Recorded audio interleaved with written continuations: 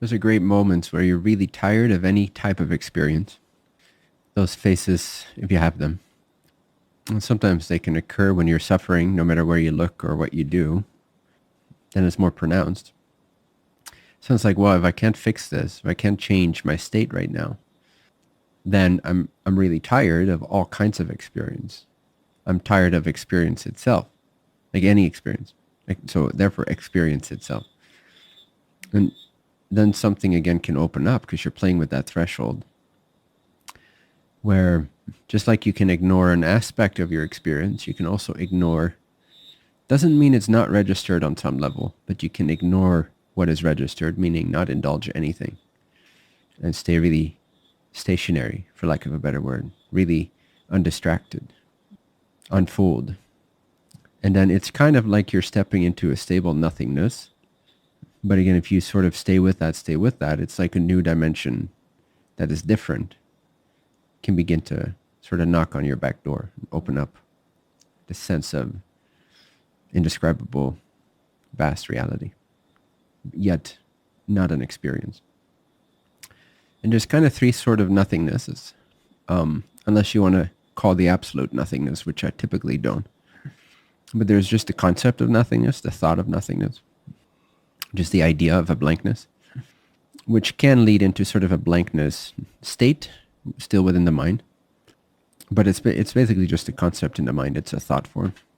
Then there's the causal body nothingness, which can also be interpreted as a nothingness, because there's no, beyond the subtle body, beyond the mind, beyond the senses, beyond the energies, the pranas and all that, there is unfamiliar territory, because it doesn't have a form in that sense. It doesn't have it doesn't have an object. There's no objects as we know it, except for the causal body itself, which we're not familiar with being conscious of. So when we're sort of at the threshold of mind to no mind, or mind or subtle body, mental body to causal body, that is typically experienced as a nothingness as well, as just sort of a state of ignorance or darkness. Not negative darkness, but just the absence of objects, the absence of highlights. And then there's sort of a nothingness that is right, sort of when you're playing with the threshold of pure being or pure consciousness or pure awareness. I'm using these synonymously right now, or God. When you're kind of at that threshold and you're starting to look and inquire beyond all experiencing, then when you're turning your back on awareness, all forms of consciousness, even the sense of being, then it is again like initially, because it's unfamiliar territory, so initially it's like this nothingness, but it has a bit of a weird sort of magnetic pull to it, or pressure, depending how you interpret it. But it's kind of like a nothingness. It's kind of like the aura in between awareness and absolute reality. It's kind of like the gateway, if you will, or the sort of in-between phase where kind of like a twilight almost. So initially, typically what we intuit and sense when we begin to gaze in a clear moment, in a lucid moment, when we gaze beyond or inquire beyond consciousness, initially, typically before there is sort of a potential full-blown realization of absolute reality, being absolute reality, becoming absolute reality, there's this sense, this filter of a sort of nothingness also. So there's the concept, there's the causal body, which can be interpreted as nothingness. And then there is right at the threshold between awareness and the absolute reality. Before reality is really realized, before the lights, in a sense, go on. There's no lights, but before awareness really is absorbed into absolute infinity, there is this sort of yet another nothingness threshold, at least in my experience, I have found. That's why I'm always a little skeptical when people call the absolute nothingness. Maybe they've had sort of a glimpse or they've played at that threshold, but it can be causal body. In the most uneducated cases or not self-aware cases, it can even be just the concept of a blank state of mind. Like the concept of nothingness, when you meditate on that, eventually it will take you into the causal body if there's enough concentration on the concept. But initially it's just like oh yeah, I'm not having any thoughts, or a blank nothing state of mind. And if people are sort of advanced, then they can come to the conclusion that they've transcended awareness and that they've really glimpsed the other side, but then typically they call it nothingness. Again, like when you sort of go through that threshold, like go through it, it is a little bit like going through a portal or a black hole, where you really exit all your senses and all your conventional ways of experiencing. Well, you're exiting all of experiencing. But then it is, I mean, it's difficult to metaphysically be accurate in describing this. But how you could picture it is as if you are the shuttle, your consciousness is the shuttle, and it's sort of taking that black hole, and it migrates to the other side, if you will. It migrates, it really transcends the whole sphere of consciousness, but it maintains itself.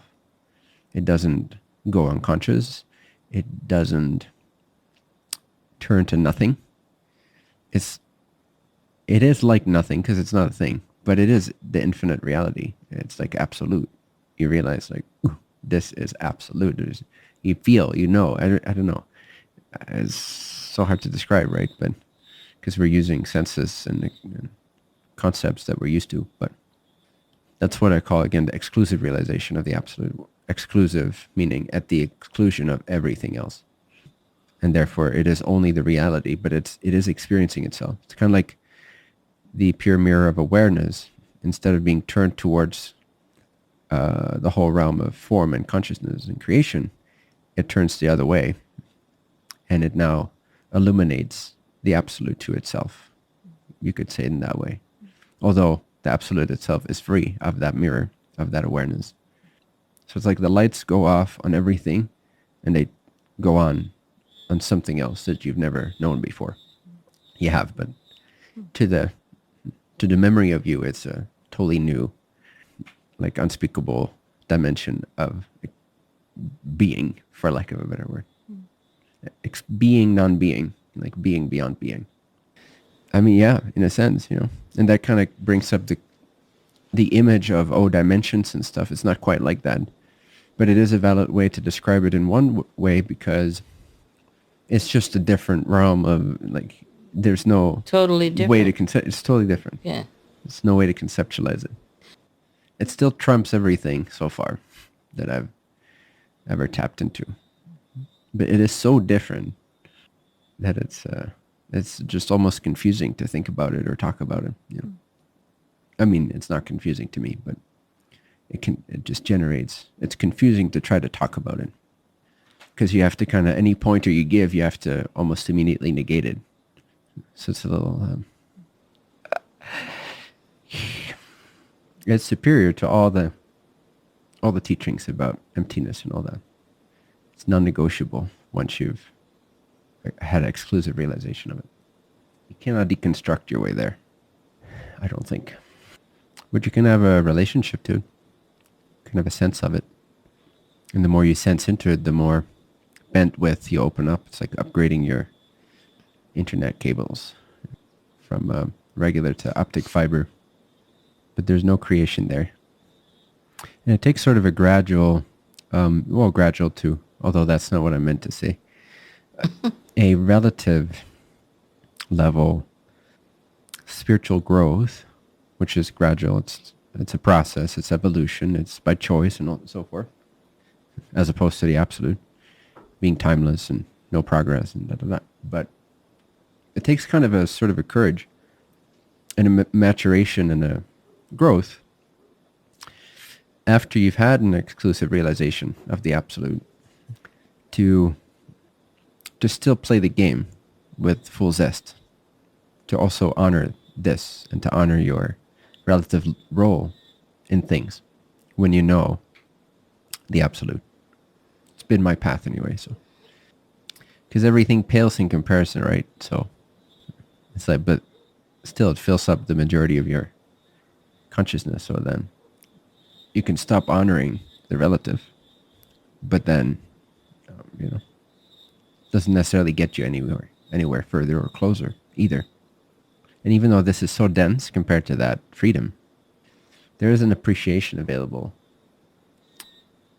for the fact that this illusion has some kind of a purpose, intelligence behind it, that it is an expression of the absolute, and to appreciate the relative timing of the entity. It's a weird game, very complex, paradoxical.